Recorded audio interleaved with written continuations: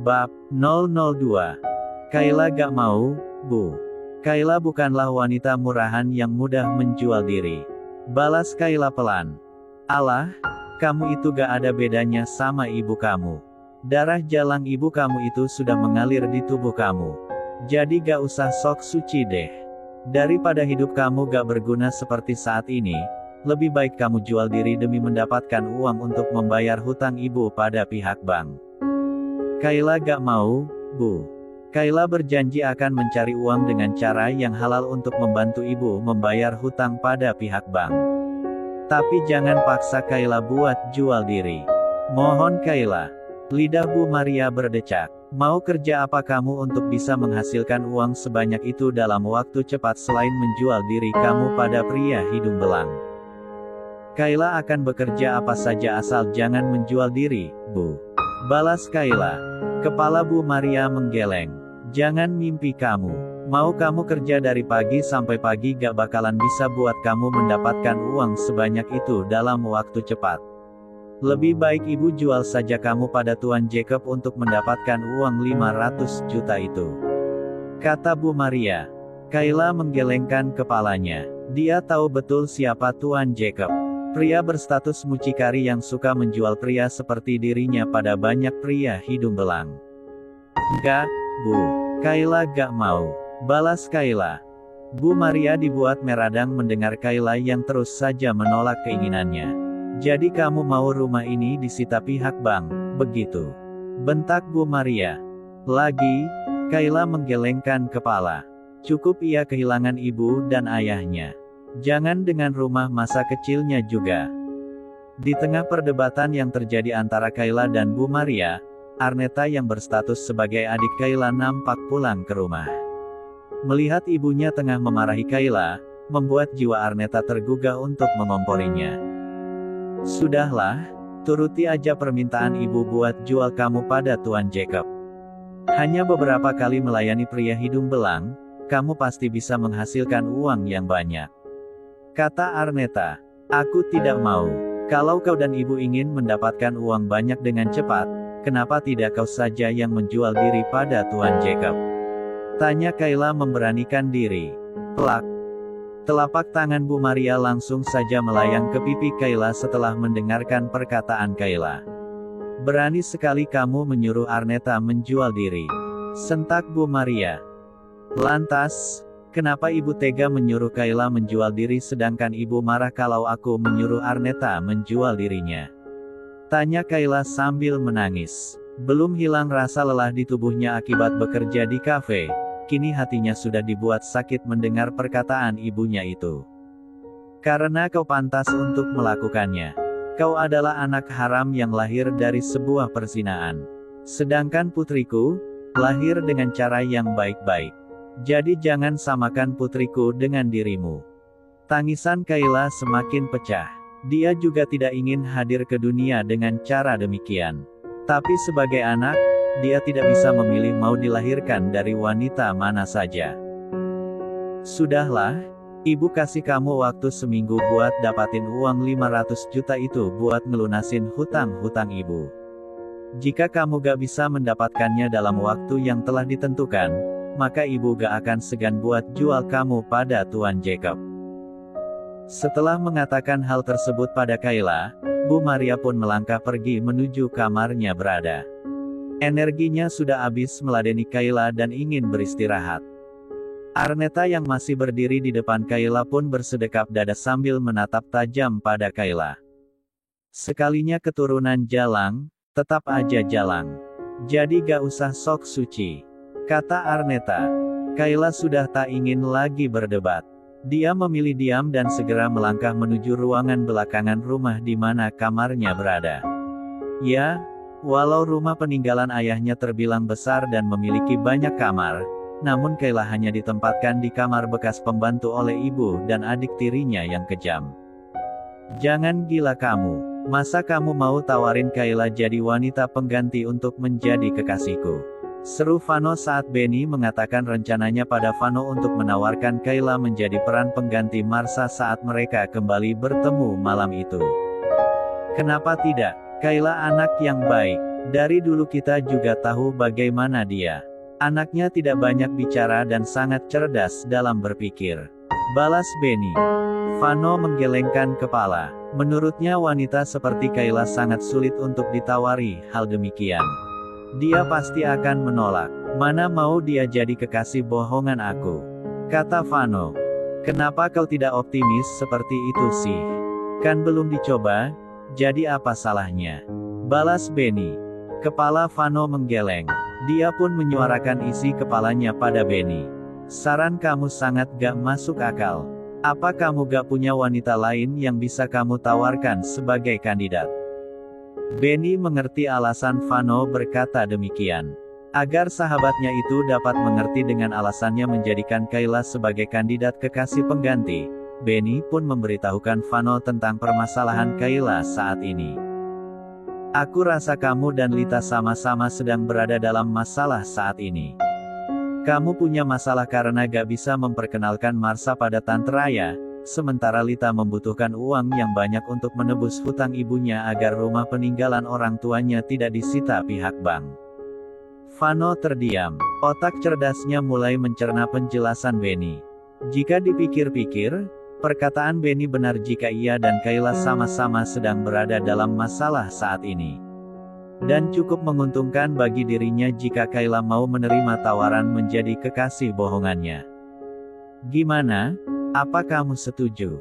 Tanya Benny yang sejak tadi sudah menanti jawaban dari Vano. Aku setuju. Tapi apa kamu yakin dia bakalan nerima tawaran ini? Tanya Vano. Akan kucoba tawarkan lebih dulu. Doakan saja dia mau menerimanya. Balas Benny. Vano menyerahkan semua rencana pada Benny. Untuk saat ini dia memang belum mendapatkan kandidat yang cocok. Mungkin saja kandidat yang diberikan Benny saat ini bisa diajak bekerja sama sesuai keinginannya. Seusai bertemu dengan Benny, Vano langsung pulang ke rumahnya. Satu hal yang ia lakukan setelah tiba di rumah tentu saja menghubungi Marsha untuk membahas sesuatu dengan kekasihnya itu. Untuk saja saat itu Marsha tak begitu lama mengangkat panggilan telepon darinya. Baru saja panggilan tersambung, Marsha langsung mengangkatnya dan mempertanyakan tujuannya melepon. Apa kau bisa kembali dalam waktu dekat ini, sayang? Tanya Vano. Dia berharap kali ini mendapatkan jawaban sesuai yang ia harapkan dari Marsha. Maaf, aku belum bisa pulang sampai tahun depan. Harapan Vano lenyap begitu saja setelah mendengar jawaban Marsha. Jika benar demikian, maka lenyaplah sudah harapannya untuk menikahi Marsha dalam waktu dekat ini. Lalu gimana dengan rencana pernikahan kita, sayang? Tanya Vano. Marsha terdengar menghela napas di seberang sana. Tolong minta pengertian sama mama kamu untuk menungguku sampai tahun depan. Untuk saat ini, aku beneran gak bisa dipaksa. Balas Marsha. Vano tidak tahu harus berbuat apa selain pasrah dengan keputusan Marsha. Seakan malas berbicara panjang lebar dengan Vano, Marsha segera mematikan sambungan telepon dengan alasan sedang sibuk. Bagaimana ini?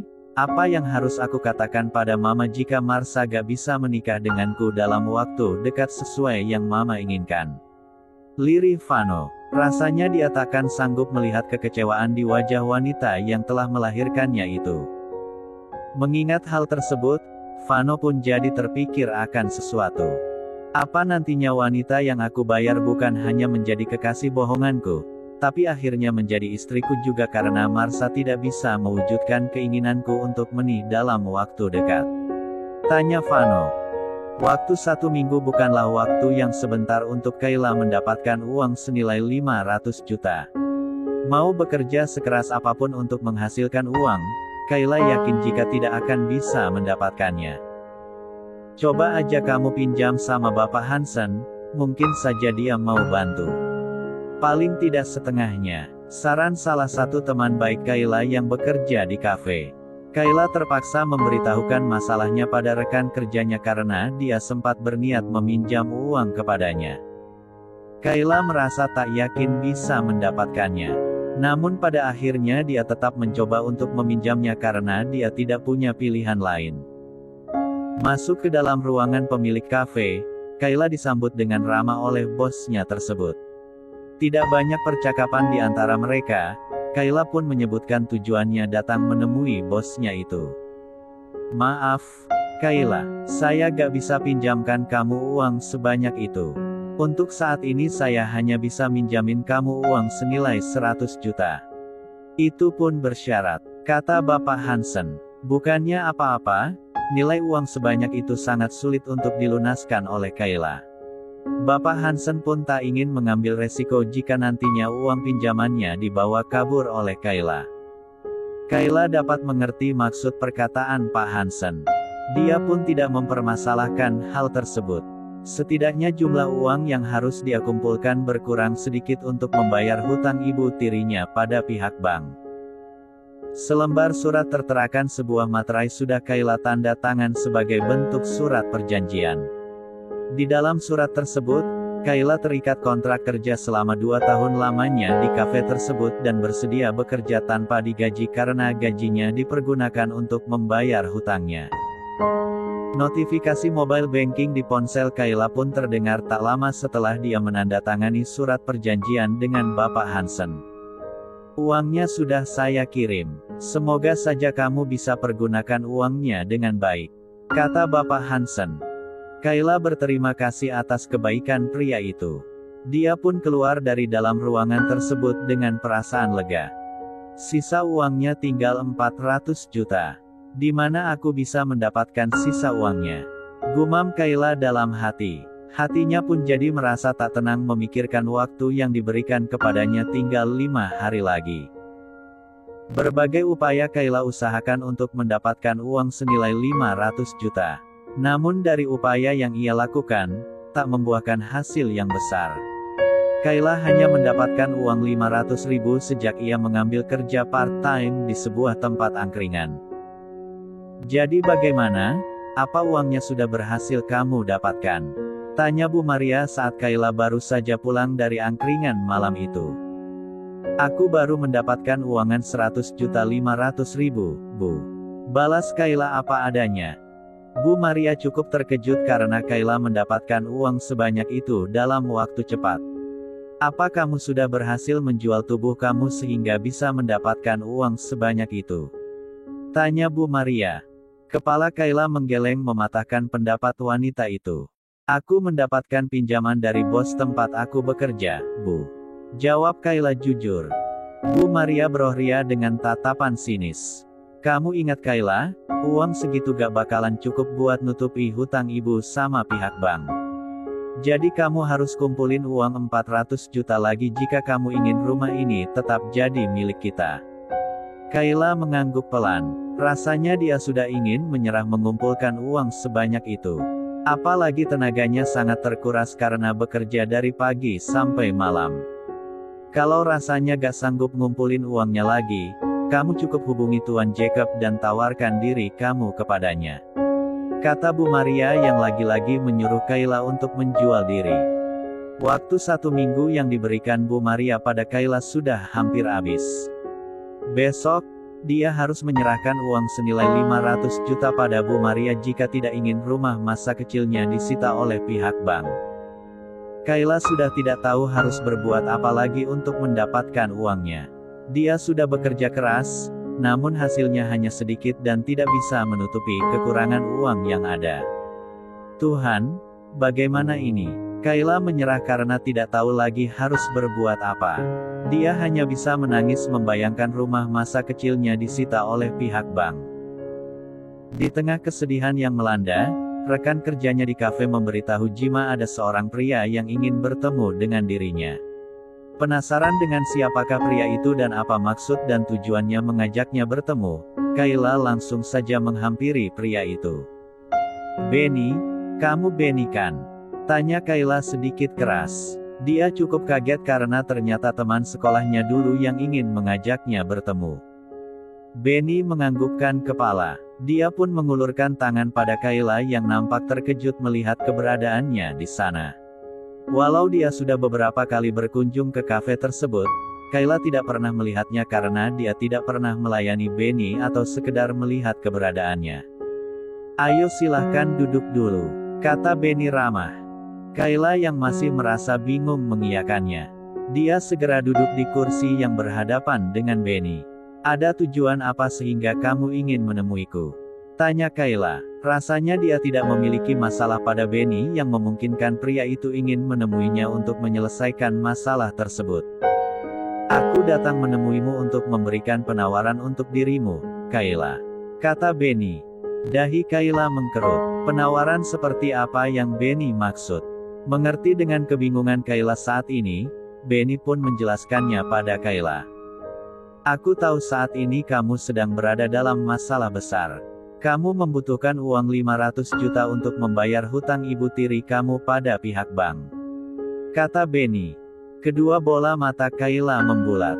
Tak menyangka jika Benny mengetahui permasalahannya. "Gimana kamu bisa tahu?" Dia akhirnya menyuarakan isi hatinya.